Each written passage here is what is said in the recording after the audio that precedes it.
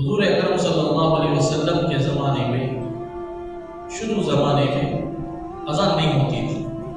کیا نہیں ہوتی تھی؟ اذان نہیں ہوتی۔ جب نماز کا وقت قریب ہو جاتا، صحابہ میں آپس میں معلوم کرا کر مسجد کے اندر داخل ہو جاتے۔ وقت کا ایک نشانی ہوتا، وہ نشانی کے طور پر باہر مسجد کے اندر آ جاتے، نماز پڑھ کر چوپڑے چلے جاتے۔ پھر صحابہ میں مشورہ ہوا، نماز شروع ہوتی سو یا نماز کے واسطے ایک نشانی کیسا معلوم ہونا؟ ایک صحابی بولے آگ جلا ڈالیں۔ کیا؟ آگ جلائیں، دھواں کا نشانی دیکھ لیں لوگ نماز کو آ جاتے۔ اس وقت کا ایک نشانی ان کو معلوم نہیں نا نماز اذان کیا کرتا ہے۔ اور ایک صحابی پر ڈنکا مارے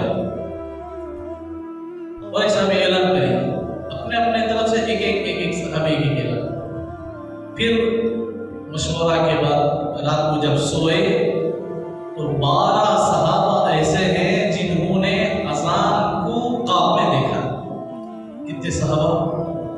12 صحابہ ایسے ہیں جنہوں نے خواب میں نماز کی نشانی کر کے بتایا۔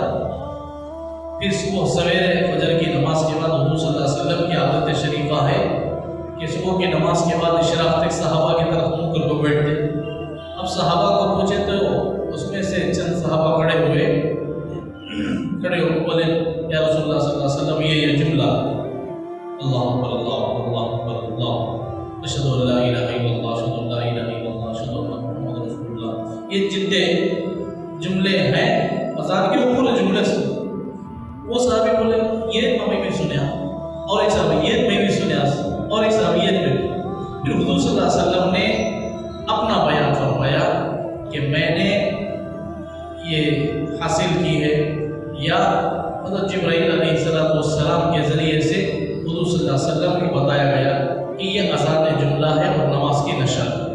پھر آپ صلی اللہ علیہ وسلم نے فرض نماز کے لیے نماز اذان کی ایک نشانی بتائی، اور حضور اکرم صلی اللہ علیہ وسلم نے منتخب کیا، چنا حضرت بلال حبشی رضی اللہ، اور حضور اکرم صلی اللہ علیہ وسلم نے حضرت بلال کو فرمایا بلال بیت اللہ کے اوپر کھڑے ہو۔ کہاں کھڑے ہو؟ حضرت بلال نے فرمایا یا رسول اللہ بیت اللہ کو سب بھی چومتے ہیں، میں کیسے کھڑے ہوں؟ میں کیسے چوموں؟ میں کیسے کھڑے ہوں؟ اللہ کے نبی نے فرمایا کھڑے ہو۔ علماء نے فرمایا پوری دنیا بیت اللہ کو قدم چومتی ہے، بیت اللہ کو چومتی ہے، آج بیت اللہ حضرت بلال کے قدم کو چومتی ہے۔ حضور صلی اللہ علیہ وسلم کھڑا کر دی اور فرمایا بلال میں اذان کا کلمہ بولتا رہوں گا، وہ جملہ تمہیں دہراتے رہوں بلند آواز۔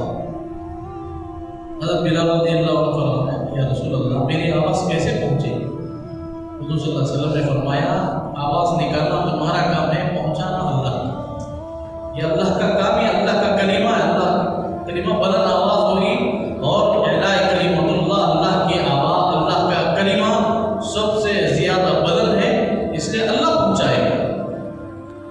اب جب حضرت بلال رضی اللہ عنہ نے اذان دی تو سارا عرب سنا، پورا عرب سنا اللہ کیسے پہنچائے، ہر پہاڑ میں ان کی آواز ٹکرا گئی۔ تو یہ نماز کی ایک نشانی رہی۔ اذان سنت نماز کے لیے نہیں، واجب نماز کے لیے نہیں، تراویح کے لیے نہیں، شکریہ نماز کے لیے نہیں، پانی حاصل کرنے کے واسطے نماز استسقاء بولیں گے وہ بھی نہیں، سورج گرہن چاند گرہن اس کے واسطے بھی نہیں، صرف فرض نماز کے، اور اقامت بھی جن نماز کے لیے اذان دی جاتی ہے ان نماز کے لیے اقامت